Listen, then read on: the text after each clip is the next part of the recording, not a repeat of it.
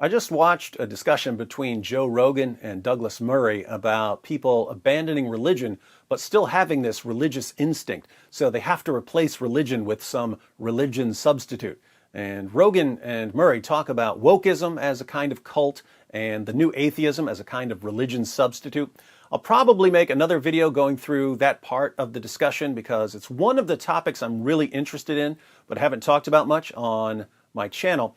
Here, I want to take a look at what Douglas Murray says about certain Christian values that are left over when people abandon Christianity and these values becoming a kind of religion. What Murray says reminds me of something G.K. Chesterton said in Orthodoxy. Very important point. So, just for context, at first, they're talking about Mormonism and how Mormons are nice people even though they believe weird things. Then Rogan compares Mormons to the new woke crowd. It's sort of the same principle sort of applies to when people just accept, like with wokeism, when you accept these ideological givens that aren't logical. They don't make any sense. I wonder if it's the same with societies. I think that it's a thing like post-religious peoples. Just because you've lost the religion doesn't mean you've lost the religious instinct. Right. You're still looking for it. People can lose their religion but still have the religious instinct. They still need some shared system of beliefs and values that unites them with other people, some cause to rally around and perhaps to fight for. It seems like that's an inherent part of being a person. I agree, and I don't say it's bad. It's just it is part of what we are, and it seems to me very clear that, for instance, you take Christianity out and other things will be put in. Mm-hmm. And they don't even need to be identifiable religions. So Christianity is your religion or the religion of a society, and then you remove Christianity. But you haven't removed the religious instinct, so you have to replace it with something else. I mean, our own age has decided in much of the West that there's this sort of form of watered down spillover of Christianity which will become the sort of religion, which is the kind of diversity, inclusion, equity world where you constantly struggle for greater justice, all of which is a sort of very watered down version of a little bit of Christianity. Most people in the ancient world would have had no clue what you're talking about if you started saying that all people are created equal, or that you should honor all people, or that you should love all people, even your enemies.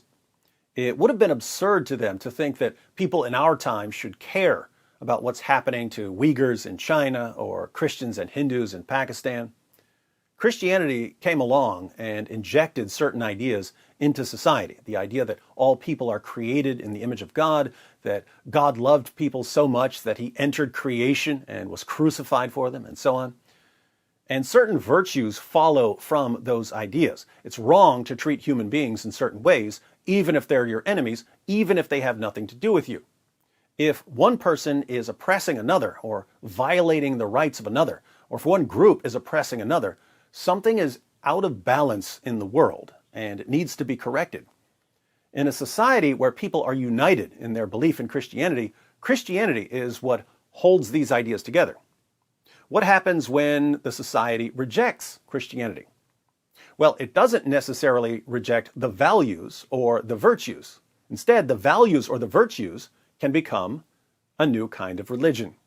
But we are searching for things at the moment. Yeah. It seems very obvious to me. I mean, what plenty of people have called them, like things like the religion of anti-racism, the religion of social justice, all that stuff. They are all something to do, Yes. Some very, very deep level. Like you've had your purpose today. Like you've had your 5 fruit and veg. You've had your meaning. So now we have people rallying around some virtue that they're going to defend. But because they've abandoned what connected that virtue to other virtues, the virtue is sort of suspended in midair on its own, like a magic floating idol that demands worship and obedience. I said that Murray's comments reminded me of something G.K. Chesterton said in Orthodoxy. Orthodoxy was published in 1908, so more than a century ago. But look at what Chesterton said about a certain problem he noticed in the early 20th century. The modern world is not evil. In some ways, the modern world is far too good. It is full of wild and wasted virtues. When a religious scheme is shattered, as Christianity was shattered at the Reformation, it is not merely the vices that are let loose. The vices are indeed let loose, and they wander and do damage. But the virtues are let loose also, and the virtues wander more wildly, and the virtues do more terrible damage. The modern world is full of the old Christian virtues gone mad. The virtues have gone mad because they have been isolated from each other and are wandering alone. Thus, some scientists care for truth, and their truth is pitiless. Thus, some humanitarians only care for pity, and their pity, I am sorry to say, is often untruthful. The modern world is full of the old Christian virtues gone mad. The virtues have gone mad because they have been isolated from each other and are wandering alone. People can fixate on justice and be ready to burn the world to the ground in their pursuit of justice because justice is no longer connected to anything else. People can fixate on love and become insanely stupid because their love is no longer connected to truth. People can fixate on truth and become absolute monsters because ethics just isn't something that can be proven scientifically. You can see the impact of fixating on a single virtue even in the history of Christianity. If all you care about is truth and you have the truth, what do you do if someone doesn't agree with you?